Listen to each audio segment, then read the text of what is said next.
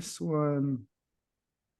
All right, James McCrae, we are officially underway. That was creative. That was a poem. We're off to a good start.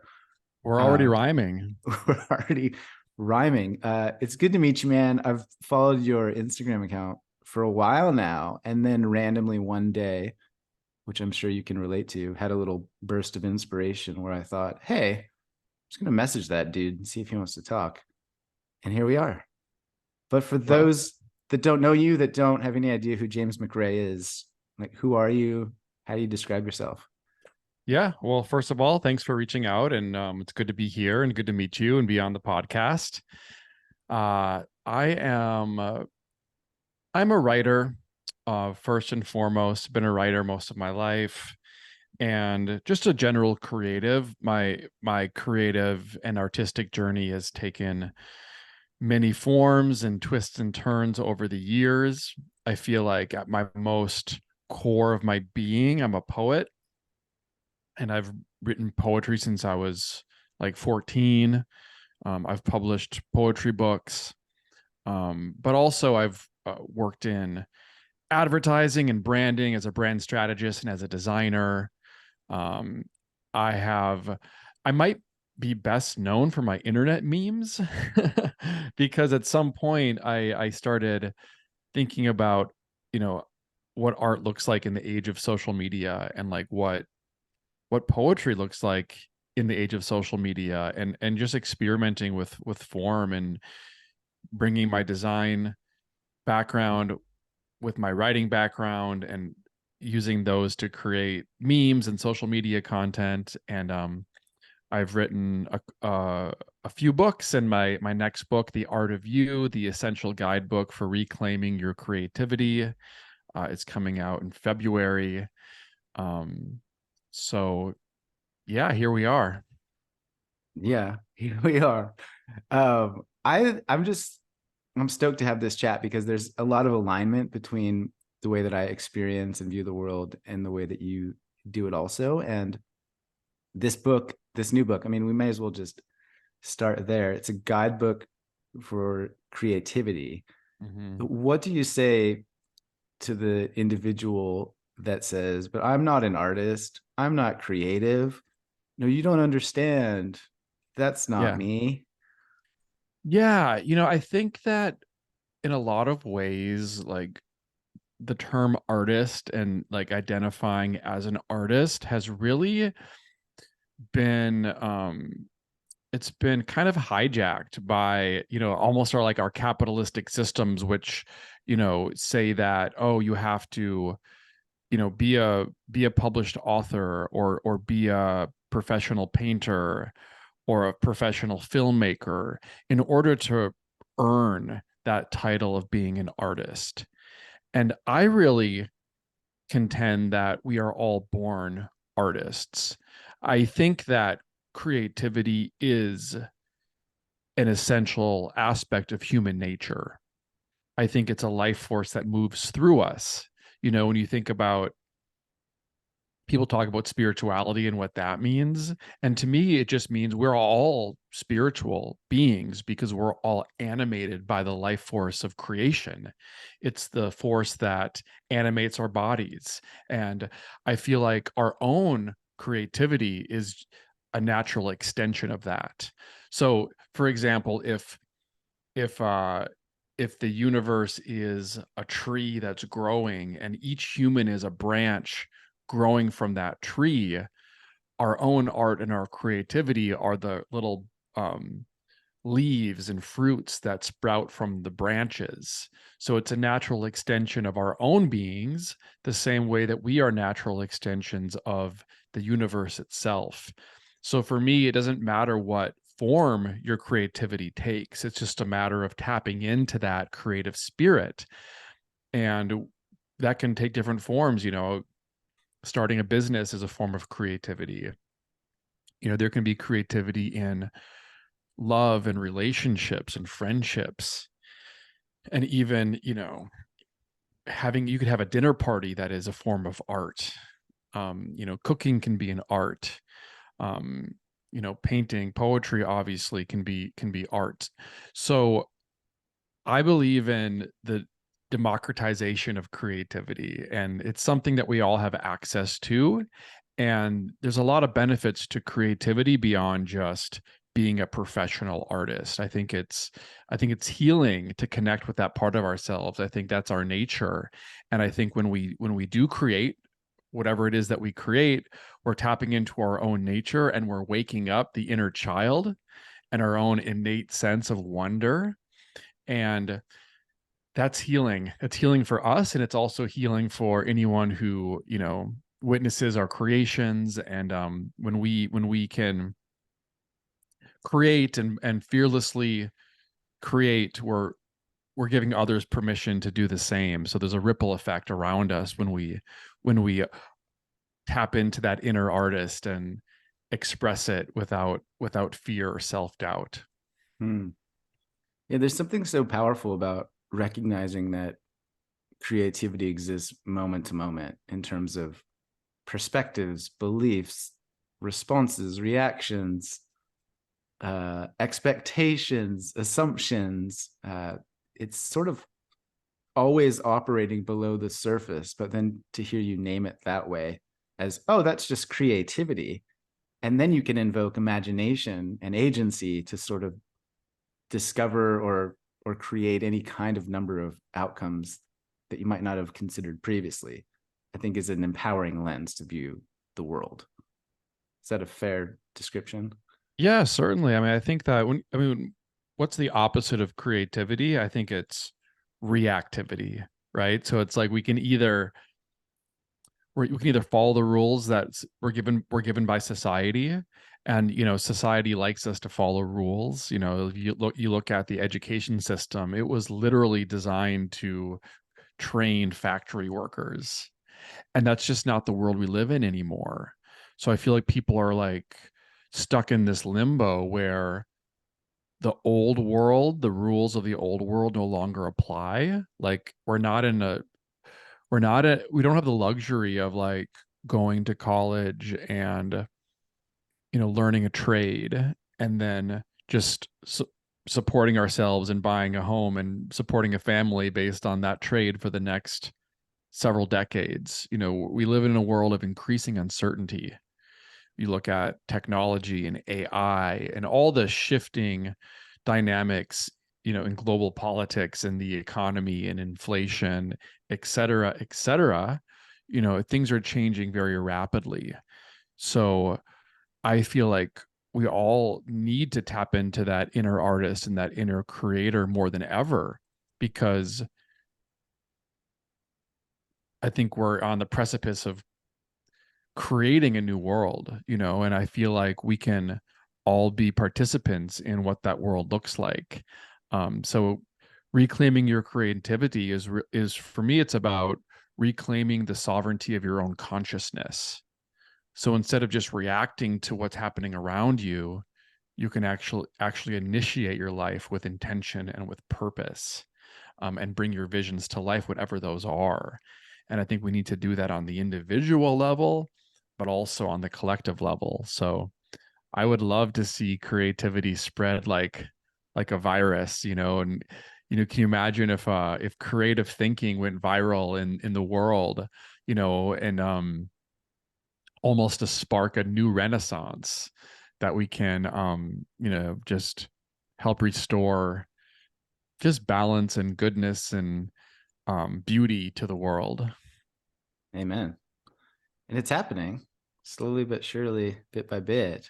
I'm curious, since you brought it up, the overwhelming amount of uncertainty and anxiety and whatnot as we're moving into a faster and faster paced, faster changing, faster evolving system. Like, how do you personally look at that, or how do you deal with the anxiety or the associated possible terrors that come with some of those thoughts, like as a creative?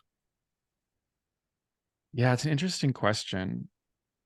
I feel like throughout my own life, I have always taken little leaps into the unknown. And I think that's a really valuable habit to have, because I feel like when you venture into the unknown, what you're doing is just you're expanding your comfort zone. So like for me personally, like I grew up in a very small town in rural Minnesota, and being an artist wasn't really, something that was trendy there, right?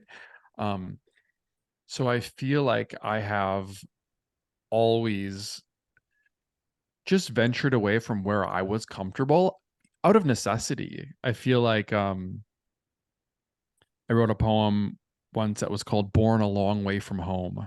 And I feel like we're all born a long way from home, which just means that life is supposed to be a journey. We're not supposed to just be born and then just um never go exploring, never go on any adventures, never take any risks, always stay within that comfort zone. So just by the nature of where I was born and what was around me and what I wanted to do, because I discovered poetry at a young age and art and creativity, and just like I was always inspired by these artists, so I knew that I would have to kind of venture away from what was familiar in order to just find the life that was meant for me. So I feel like I've always just taken these leaps of faith into the unknown, whether it's just leaving my small town, or, moving to Minnesota, or moving to New York City, moving to LA, moving to Austin. And also, I think meditation has been a big part of my journey, and the mindfulness that comes along with meditation, because for me, in a way, meditation is about not taking your own thoughts too seriously, or not getting too sucked into this idea of certainty, because like there's like the ego mind that craves certainty, that wants to have everything figured out. And I think that meditation trains us to kind of just soften the sharp edges of our logical thinking mind, and helps us understand that there's a lot more uncertainty in the world than there is certainty. And that's okay, because certainty is just something that the ego craves. It feels safer when there's certainty. But in truth, certainty is an illusion. Things are always changing. The only constant in the universe is change. So I'm a big believer in letting go of the small known in order to embrace the bigger unknown, because I think that's just how we grow. And the last part I'll add to that is it's not really an active part of my life these days, but in the past I've had a number of experiences with plant medicine. And in a situation like that, that is wow, that is really a sandbox for jumping into the unknown, right? Like where there's nothing certain to hold on to, because really every semblance of what is known is kind of it kind of dissolves, and you're kind of thrown into the unknown. And then you end up, learning lessons and coming back to earth, and then you can kind of see, oh, okay, it's safe to let go.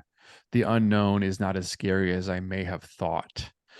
So I feel like the uncertainty in the world today, when I look around at my friends and family and people that I know, the people who are doing a better job, riding through the storm, so to speak, are the people that have allowed themselves to, trust the unknown, die those little tiny deaths throughout their life, so they have a little bit more of a fluidity um, to how they engage with the world. And I just think that's so valuable now more than ever. Mm. Yeah, I love that. And I've I've got a good meditation practice that I've jokingly referred to at times as boredom practice or uncertainty practice, Mm, right? And it sounds like that's what you're describing there. And I think for a lot of people, just the idea that you can get better at being uncomfortable, or that that is a skill that you can hone and improve over time, is a profound realization in itself, right? Yes, absolutely. I mean, and like even I've had experiences where I've gotten fired from jobs throughout my life where like there's no I had no safety net. And it's like you're kind of really pushed into the unknown, and that's such a scary place to be. And just it's not fun, but just learning to navigate that unknown, and really it's about trusting the unknown. And instead of being afraid of that uncertainty that comes with that, leaning into the uncertainty and accepting it and trusting it and finding that trust when there's no, you know, it's hard when it's hard to find, and there's nothing to really grasp onto. When you can dig deep enough within yourself to find that trust in a higher power in the universe, um it's just a blessing when you can find that peace in the unknown. Yeah, the surrender at last, right? Yes. Forced or unforced. It's like you get to choose. But I'm curious if you could talk a little bit about your transformation from big shot Manhattan executive ad guy to meme lord on Instagram, or the creative process that happened for you during that transformation. Hmm. It seems like it touches on a lot of what you've already mentioned here, but I think for people listening, it might be helpful to just hear how you did it, because Yeah. uh, yeah. Yeah, certainly. Yeah, so I worked in the advertising industry for many years, first as a graphic designer and then as a brand strategist. And that began in Minneapolis. And then I moved to New York City, and I was a brand strategist on Madison Avenue for a number of years. And I ran a branding department, and, um, had this really fast paced, work hard, play hard type career. And one thing I will say about that is it definitely took a toll on my mental health and on my physical health, and you know working these long hours, and the client work never ends, and it's like fast deadlines, and always in productivity mode, always in almost in emergency mode, where every project is a new fire to put out, and the whole agency is just like churning and burning. um it takes a toll on you. And as hard as that was, I will say, for that period of my life, it taught me a lot about creative endurance. And you don't you don't we didn't always have time to wait around to be inspired. You kind of need to produce things on a ongoing basis. And it helps to train you to trust sometimes the first idea, because you don't maybe have time to second guess certain things. You kind of have to like be good at finding ideas quickly and taking them and developing them, rather than just like waiting around for our inspiration. So there was a lot that was a good influence on me in terms of developing my own creative endurance. But it definitely took a toll on my spirit and my heart. And after a number of years, I felt like I had reached a dead end with that profession. And that coincided with the rise of COVID. And during COVID, it's like then the world kind of slowed down, and people were starting to rethink their priorities and how we were spending our lives. And I feel like I really started to just go deeper within myself. And I just felt like I was at a dead end and I had nowhere else to go. So I kind of fell into a state of surrender. And it was in that surrender that poetry started to trickle out of me again. because it had been a really long time since I had written poetry because I just didn't have space for it. So for me, it was a matter of reawakening the inner artist or the inner poet. And so it started with poetry.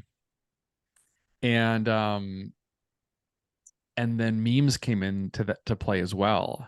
Because I feel like during COVID, there's just a lot of on social media, I don't know if you remember, if the listeners remember all the chaos at that time. And that includes both the virus itself, but also all of the conspiracy theories that came up around it. And it's like, well, what's true, what's not true, who's lying, what's really happening here? So I started to explore some of those ideas.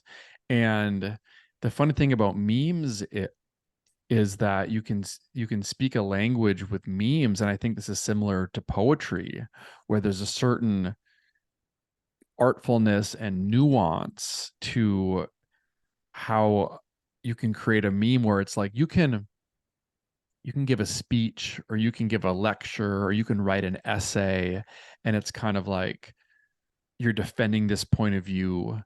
But with a poem or a meme, I feel like you're tapping into maybe even like a higher truth, or you're tapping into the nuance of a subject, and by using humor or metaphor or allegory or whatever it is. So I started to write poetry, I started to create memes, and I just started to apply all the lessons I had learned as a writer and as a creative, but to to memes and to internet content. And I started to think about, well, what if I use my Instagram page as like treat it as if it's a book that I'm writing. In other words, like my people use Instagram to promote their other projects, but what if I used Instagram to be my art gallery, my book? So I'm creating content that's specifically designed for social media, and memes really speak the language of the internet. um for me, it was just a matter of experimentation and reclaiming my inner artist and playing around with how I could apply poetry and spirituality and philosophy to this internet meme format. And it became like just like a sandbox to play around with that format. And it turns out that people like memes quite a bit, so they started going viral. And yeah, that's kind of what, even though I was already a published author at that time, and I had a little bit of, you know, people some people knew me, but when I started to make memes, that's when my public profile really started to blow up. Mhm. And at the beginning or during that shift, did you have a thought whereby you wanted to pivot careers, or you thought, oh, maybe this is how I'll start a new business, or this is how I'll blow up and get more followers and success? Or was it just you following that intuitive nudge to make some cool memes? Yeah, there was no preconceived idea about where it would go. I feel like they just started to come out of me. Um, I feel like it was, well, the poetry came out of me. It was honestly like it was an act of surrender. It was like I don't know what to do anymore. Like I feel like I'm banging my head against the wall trying to keep progressing in this career, in this industry. And I feel like the harder I tried, the less traction I was making. And I felt helpless. So for me, the poetry, it's like when I surrendered and let go, I feel like the poetry came through as a moment of grace. So I kind of just fell into that, and the poetry was just kind of there to catch me. Perhaps that's a good segue to the yin and the yang ideals that you discuss in your new book, whereby the yang would be you forcing it being determined, banging your head against the wall, trying, effort, etc. And then it sounds like the yin is a bit more of that creative expression, the poetry, the surrender. Do you mind sort of talking a little bit about that? Sure, yes. And I'm sorry if you can hear my dog barking. No, you're good. Okay, good. Yeah. I'm just gonna wait for her to stop because there must be a delivery. This is a good surrender practice. Like, Exactly. oh, hey, I've had many conversations on the podcast over the years, and at various times I've had to catch that voice internal that's like, this isn't professional, this isn't how it's supposed to go, oh yeah, this is bad, and be like, nah man, fuck it, doesn't matter, this is cool, this is all content. Dogs bark, people have pets, it's fine. They do. Okay. So yeah, What's your the dog's art name, first of all? Sorry. well, that one was Pepper. Pepper. And whenever there's a delivery, they, she thinks she's a guard dog, even though she's this big. Nice. So the yin and the yang of creativity is sort of an idea that was the initial seed that led to my new book, The Art of You. And the book is actually divided into two main sections, creative yin and creative yang. And the simplest way to explain them is yin is about being and yang is about doing. And these correspond to the feminine and masculine polarity, right? So the yin and the yang, the feminine and the masculine, the being and the doing, these are two ends of a spectrum that we all have within ourselves. We all have yin, yang, feminine, masculine. And for me, the creative process is about knowing how and when to tap into both of those different energies, because they really are not in conflict with each other. They complement each other. And yin for me is about receptivity. So this is like before you make any art, before you actually do anything, create anything, I think the creative process starts with yin. And actually the first chapter of the book is called The Art of Doing Nothing. Because I think when we're on this treadmill of work, work, work, be productive, it can be hard to go from that to being an artist, or to, if you've been working all day, it might be hard to write a poem. You know what I'm saying? The mind requires some spaciousness in order to create art. So the first step, yin, is about doing nothing, and honestly, it's about listening, and it's about cultivating your intuition, and it's about finding that flow. It's about finding your purpose and your intention, and listening to the voice of the muse, and even letting your mind wander and to daydream. Or it could even be consuming art and finding inspiration in art galleries or books or music or movies, and like actively consuming art. So it's about just cultivating your consciousness so that you can hear the ideas that come through. Because I feel like we all have access to the muse. And, the muse is an idea that comes from ancient Greece. And it's like, oh, this goddess comes down from heaven and whispers ideas into the artist's ear.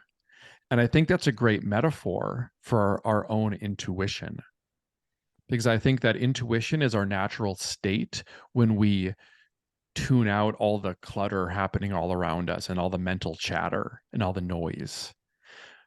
There's a line from my book that says, a mind that's too full of information has no space for inspiration.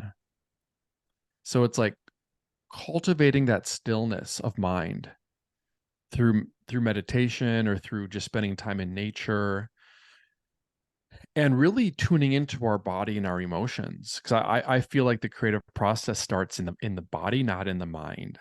Because for me, like, just for example, if I want to write a poem or create content, I usually sit there with my notebook and I start by just noticing how I feel. And I feel like our feelings and our emotions and our energy have access to a more subtle form of intelligence that's beyond the reach of the conscious mind. You know, the mind is a great problem solving tool, but when it comes to accessing inspiration and intuition, I think the mind is the last place that it goes. It starts in the body, it starts by feeling your emotions, and you sit with that long enough, and then it's going to bubble up into an idea. So I start with the body, not the mind. So that's really the yin of creativity, is being receptive to inspiration and to sharpening the antenna of our own consciousness, so that when we produce things, we're going to be inspired and there's going to be a purpose and intention behind them, rather than just work, work, work, work, work, work, work. And then pretty soon you're running on fumes because you don't have access to that deeper well where creativity comes from. So that's yin. And all of that, nothing is created when you're doing that. That's just cultivating your own being. Yeah. And so before we get into the yang aspect, I'm curious, practically, when you sit there with your notebook, are you meditating? Do you do breath work? Are you doing some kind of a body scan? Or are you just trying to open the channel, turn down the volume of the thoughts in your brain? Like, do you have a process or a practice for that? Well, my process starts with meditation because I typically write in the morning, because I feel like in the morning, at least for me, that's when I'm most open. That's when my channel is most open. You know, if I'm doing podcasts or have meetings or phone calls or have to run errands, it's hard for me to go back to this open, receptive place after that. So for me, the morning is like almost exclusively when I write. And I start with meditation, and that's just to, that's just to clear my mind. I make a big pot of yerba mate tea. I love coffee, but I start with tea because it's a little bit more of a gentler kind of opening before I get into, because coffee is more of a, it focuses you, but it also narrows your consciousness. Where I feel like tea is a little different, where it kind of expands your consciousness in a way. It's just like a slight difference. So I start with tea before working my way to coffee. And it helps to have a beverage for me, because a beverage just helps me like be planted in my seat. You know, if I've got my beverage there, it's like I'm less likely to be antsy, and like, it gives me a reason to just to remain seated. So, and then it depends on what I'm working on, but like today I was working on some social media content, and I was just like, what, I kind of asked myself, like, what is the message that the universe needs from me today? What is the message that my social media followers need from me today? And I'm almost trying to tune into the collective and this is for social media content, when it's like, this is it's not like there's a book I'm working on where I have certain things I need to do. This is more just like open and free, because it's like I can post whatever I want today. So when I do that, I'm kind of trying to tune into the collective. So I'm not saying what I think or something that I am so smart that I want to say. It's more like what message is trying to come through me. And I just try to tune into that and just see what naturally arises, and then I just follow through and see where it leads me. And that could be a meme, it could be a poem, it could be whatever it becomes.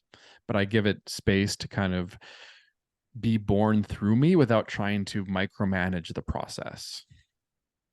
Gotcha.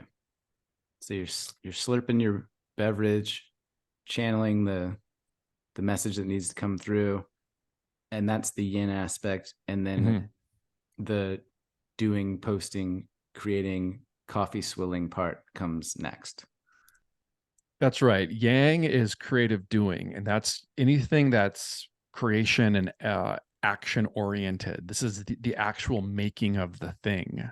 I feel like the end of the yin stage is that aha moment or that insight that it's the initial birth of the idea, but then it's a matter of developing it into something that can be shared.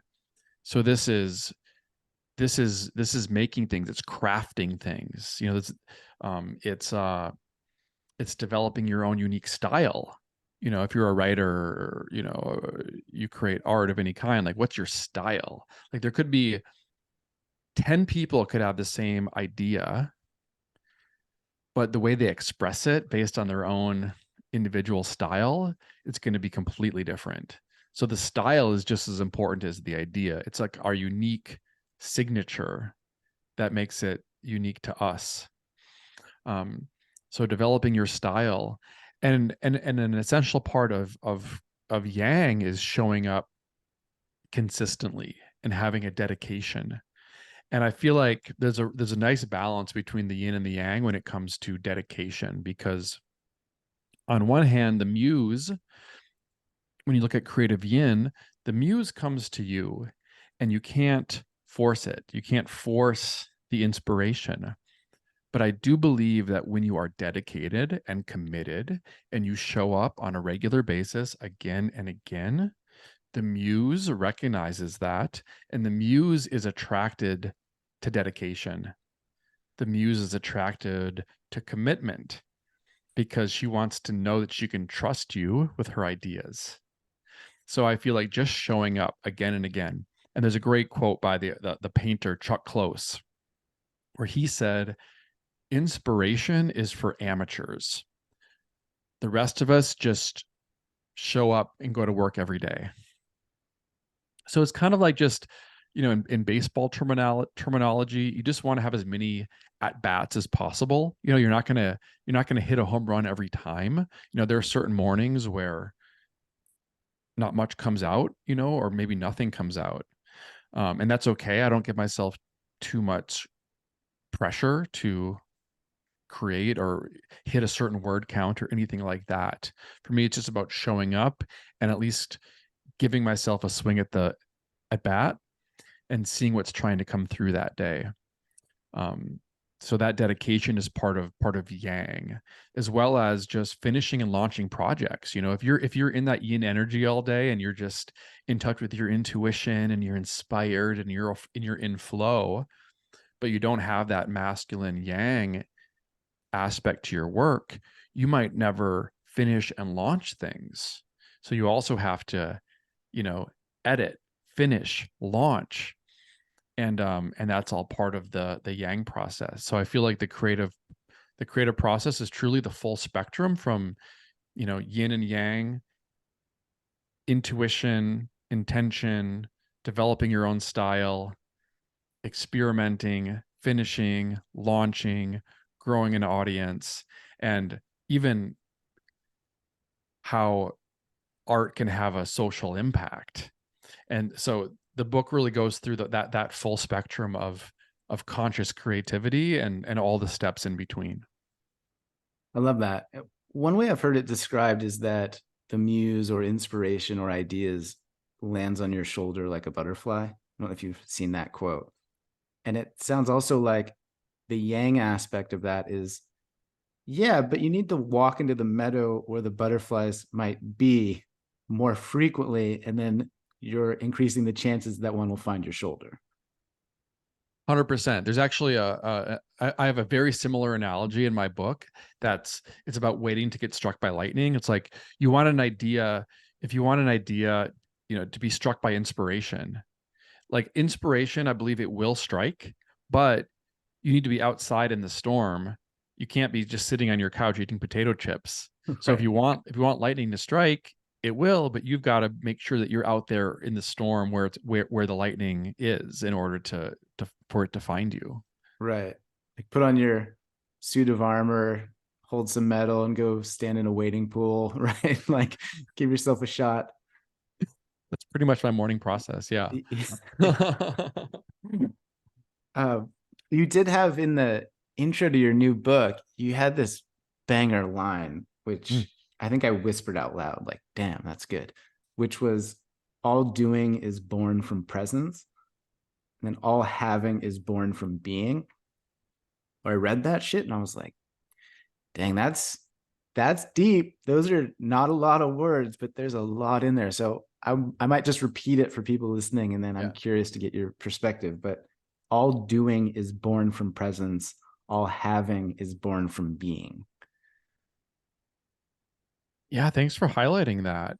What that reminds me of is how much I was reading the Tao Te Ching during the early stages of the of writing the book, because I feel like that is definitely influenced by the Tao Te Ching, and that's one of my favorite books, and it's one of the oldest uh, spiritual texts that we have. It's like, I don't know if it's like almost 3,000 years old, and it originates from, I guess, ancient China, and it's kind of the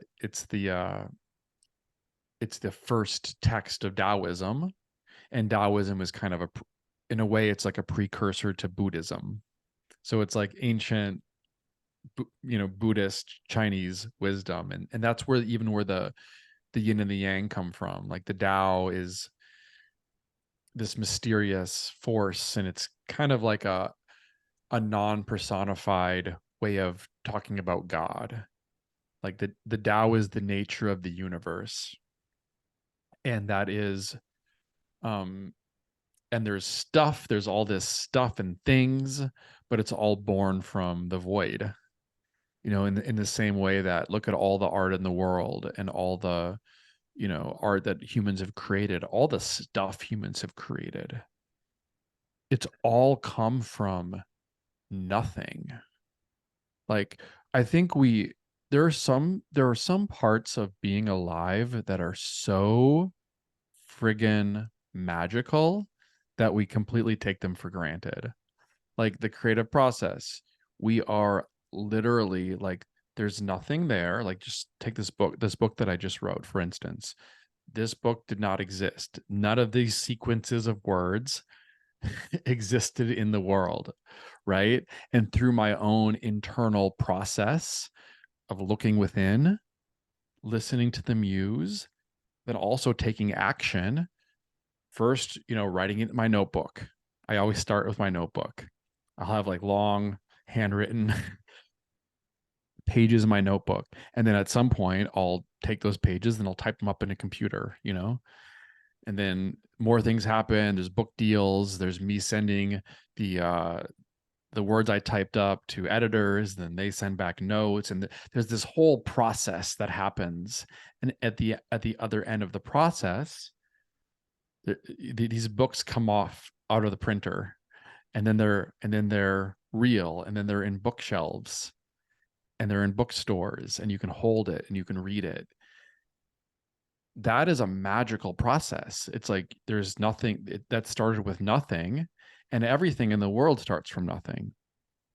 So it's just it's it's it's uh it's the importance of honoring, I think, that um that that void, or that nothingness. And it's almost like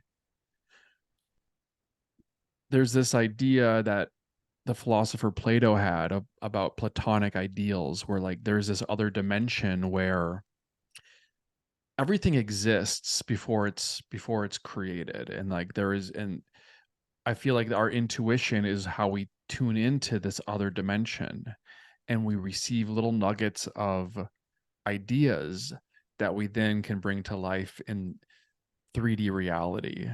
Um, so I feel like we're all magicians in a way, because we think like magic has to happen, like you snap your fingers and something appears and that's magic. But just because it takes a little bit longer than that, it's still the same level of magic. um so that's what that phrase reminds me of. I love that. It's just slow magic.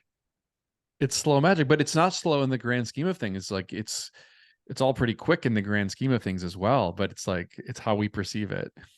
Yeah. And even when you were describing the creative process, I started getting excited because I was like, oh, this dude is sliding right into my comfort zone now. Like, this is exactly what I dork out about. And one thing I would add to that is just that books are like written literally on tree carcasses, and trees eat light. And so it all kind of originates from this fireball in the sky. And then these plants eat light, and then we cut them down and print words on them from our imagination. And the whole process, when you zoom out, is just this absurd, magic, surreal endeavor. I'm like, and then they're just on the shelf or on Amazon and then in your hand. Absolutely. It's so easy to overlook that, but when you slow down and just there's so much to appreciate in the small things in life that we take for granted. Amen. Uh, so I have one more of your quotes that I'm curious if we could jam about, Yeah. which was that creativity can be a spiritual path. And you alluded to creativity being some part of a healing journey. And so, what does that mean to you, this idea that creativity is part of a spiritual path? Yes. There's two things that come to mind. The first is that, when you look at what spirituality is, like I like to say that I'm not a spiritual person. I am an embodied spirit. So let's start there. Like, what does it mean to be spiritual? It's like, I frankly don't quite get that term. It's like, how does someone be more spiritual than anyone else? Because we're all animated by spirit. We all are spirit inside of a body. So I guess to be spiritual it just means to be more in touch with that part of ourselves, and more, it just means being more connected to the subtler aspects of our being rather than just the rational logical mind. And it's about understanding that there are things that exist that are unseen. And when you look at even the word mystical, that all that means is like what is unseen, so if that's what spiritual means, I feel like creativity is one of the best ways we can honor that. Because again, I feel like we are born to create. When you look at the human body and like how it's constructed and what goes into the human body, it's like, okay, we have imagination and intuition, which allow us to really traverse worlds that can't be seen. When you can imagine something that's not there, what is that? What are you what is, like, where is that coming from? And if you have a sensation or an intuition, where is that coming from? So it really is our portal to these other dimensions in a way. And then we have these brains that allow us to plan and to think and to strategize and to actually learn and make things. And we have these amazing bodies and these hands and these thumbs and these fingers and these vocal cords, which allow us to type up words and to express them with our mouths and to move a paintbrush like this. So it's like we are literally designed to create, and then we're breathing new things into existence. So I feel like if that's not a spiritual practice, I don't know what is. Like, there's one illustration in my book that has um an image of a trumpet, and it explains the creative process in a very, using three things. There's the breath that goes into the trumpet, and then there's the music that goes out of the trumpet. So in my point of view, we as humans are the trumpet, right? We are the instrument. And the breath is the spirit of the divine that moves through us. And the outcome is what we create, our art, the music. So it's kind of it's the marriage between heaven and earth, and the product is art. And it says in the Bible, if you want to go there, it says that humans are made in the image of God. And what does that mean? Like, first of all, like, we don't even agree what God is, right? But I think that at its most core form, God is the creator or even the creation itself. So if we are made in the image of the creator, it means we are designed also to create. So I feel like this world that we live in, it's kind of like we are baby gods and we're practicing the game of creation with everything that we create in our own lives. So I feel like in a way, I feel like creativity is the most um spiritual thing we can do. And also, I just think that there's in terms of the healing attributes of creativity, when we express something, when we make something, I feel like there's a cathartic release to that. Like the same way that you can, as we go through life, the body and the mind and the emotions, we experience traumas, whether big or small, and a lot of emotions and pain gets stuck and suppressed in our bodies. And that's where, all these self-care practices come in handy. Like you can go into a sauna and sweat out the toxins. A lot of people like to go to South America and drink plant medicine, and you can purge out the sickness that way. And I feel like creative expression is another form of purge where we can extract emotions that are hidden and release them into the light of day. And there's a healing process that happens when we do that. Hmm. And then with the work that you do with clients, people, yourself, can you give an example or two of some of the transformations that have occurred as a consequence of being more creative or practicing creativity more frequently? Because it's not just like, oh, I made a painting or I posted a poem on the internet. I feel like there's a more pronounced somatic, you know, effect that could occur. Yes, I feel like the biggest impacts that I see are I host an event called Sunflower Club, which is it's kind of an open mic night that's about creativity as a healing modality, where people have a forum to come and share and express. And I very intentionally do not call it a talent show because talent is not the point. And again, like talent is not the point of creativity. I like to say it's not about being good at creativity.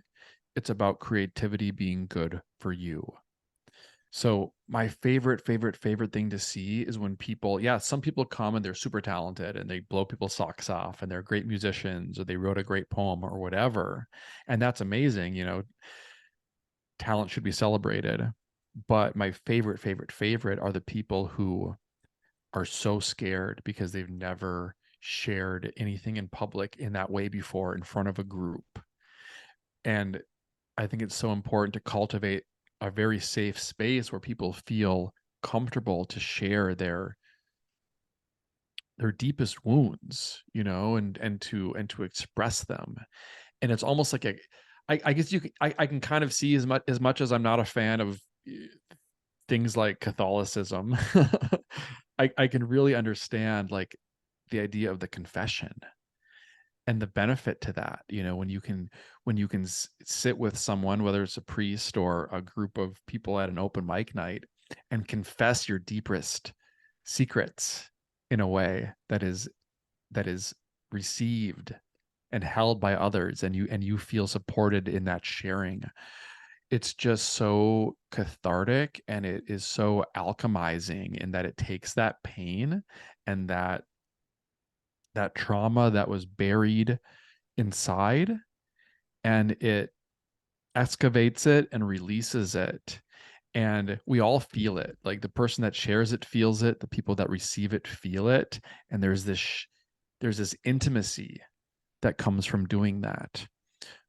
So it's a great practice. I think that not everyone relates to going to church, or not everyone relates to the so-called, like, new age spirituality kind of stuff. So what I really try to do is to provide another alternative that's there's a spirituality aspect to it, but that's not how it's really presented, or it's not about it's just about sharing. It's just about being in community and expression, and that in and of itself is very healing. Hmm. And is that Sunflower Club an in-person event or an online event or both? Well, I do both. I don't do them online that often, but I have done them. I host them on a monthly basis here in Austin. But I'll tell you what I really want to do is, and I've already done this. So I created the guidelines for hosting your own Sunflower Club. So my dream is to have sunflower clubs sprout up all over the world, in big cities, in small towns. Because I look at, I'm from a small town in Minnesota, right? And there's just this spiritual elitism that I see in a lot of cities. And there's this, yeah, it's a form of almost spiritual elitism that people in most places don't have access to. So I look at the world and I see people in these, small town dive bars in, what most people just call flyover country. And I'm like, but these people need healing too. So for me, it's a very accessible way to bring creativity and expression and healing to places where it might not be available otherwise. So we've seen sunflower clubs um, pop up in New Zealand, in Florida, in Los Angeles, in Colorado. There's been a lot that have already kind of sprouted up. So I almost want it to be like the creative AA. Like if you like AA is a program that's helped so many people, and you can host an AA meeting wherever you are. You just follow the guidelines and people come and share, and it saved lives. So I would like to see Sunflower Club become the creative AA, where it's all over. So even on my website, I've got you can download the guidelines of how to host your own. Cool, man. Well, hopefully somebody listening just got a little seed of inspiration from that. And one thing that came up for me as I was listening to you was this guy Francis Weller. I don't know if you're familiar with his work, but he talks about this idea that at some point in life you need to go from a place of seeking belonging and you go to a place where you're providing welcoming, where you're actually being the open Oh. arms, saying, Mm. yes, come here. Right. And I think in a lot of places, there's a lot of people that are seeking the belonging. And it sounds like what you're trying to do here with the Sunflower Club and your work is just saying, hey, here's some ideas to provide some welcoming. And why don't we try that? Absolutely. I think the best way to make a friend is to be a friend. Mm. And the best way to find your community is to hold space for community. And I think that, when I think it's so important for everyone in the world to step into their purpose in that way, because I feel like when I look around at the world and all of the institutions therein, I don't see a lot of credible leadership. Whether we're talking about politicians or like whatever it is, the leaders of industry. So I feel like it's so important for all of us to find out what our purpose is and step into it, Mm. and to offer it as a service to others. I feel like we all have a role to play in making the world a better place. And we all have our own form of leadership. whatever that looks like. Even it could just be impacting the people around us, our friends and family. But instead of waiting for someone else to do it for you, I think stepping up and being of service to others, whatever that looks like to you, is such a benefit to the world. And it's also, being of service has been such a benefit to me in my life when I show up for others. And I don't want to sometimes. Like, I'm an introvert by nature. When I have to go host an event, I never want to do it. I'm always like, okay, I need to like work myself up to do it. But then I show up and I do it. And I'm always feel so happy I did. Hmm. So just getting over that resistance of not wanting to and just being of service. And that comes back tenfold. Yeah, and creating new projects and creating new identities and creating new lives. If only there was a book for people to guide them towards creative practices, I don't know, balancing the yin and the yang. But I think that's a really wonderful way to wrap up, and I think it ties a nice bow on everything that you're doing and the underlying purpose and intention for your work, which is to create a better world, create a space where there's more flowers blooming all over the planet. And I know you have an Instagram account. I know you've got a couple books, but for those listening that want more of you, where do you send them? So my Instagram is words are vibrations, all one word. And if you go to the link in my bio, you'll find links to all the stuff. You can pre-order The Art of You. And if you do pre-order, there's all kinds of extra bonus material, including some online classes and events that I'm going to be hosting exclusively for pre-order customers. So check out the link in my bio, and my website is just jamesmccrae.com. And you can find out more about Sunflower Club and how to host your own on my website. And then when's the book coming out? February 6th. Oh, So it's a couple months from the recording of this podcast. I don't know when you're going to release it. yeah. Whenever we want, really. But that's exciting, man. How are you feeling now about the impending book birthing?